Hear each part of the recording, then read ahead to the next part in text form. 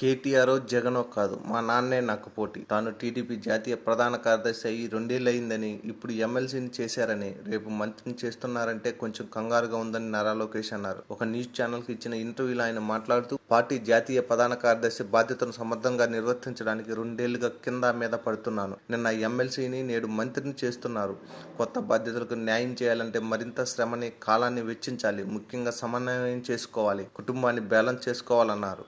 మా అబ్బాయికి 2 ఏళ్లు, అది మరీ బిగ్గెస్ట్ ఛాలెంజ్. మా నాన్న ఫోకస్ అంతా మనవడి మీద ఉంది. నేను చిన్నప్పుడు ఏ స్కూల్కి వెళ్తుందో, ఏం చదువుతుందో నాన్న అసలు పట్టించుకోలేదు. నాన్న ఎఫర్ట్ జీరో, అంతా అమ్మే. నా కొడుకు విషయానికి వచ్చేసరికి మా నాన్న ఎఫర్ట్ బాగా ఉంటుంది అని చెప్పుకొచ్చారు. రేపు మంత్రి అయ్యాక కేటీఆర్తో పనితీరు పరంగా పోటీ పడాల్సి ఉంటుంది. అందుకు సిద్ధమా అనే ప్రశ్నకు సమాధానంగా, కేటీఆర్ జగనో నాకు పోటీదారులు కాదు, నాతో నాకే పోటీ. ఇంకా చెప్పాలంటే నా నాన్నే నాకు పెద్ద పోటీదారు.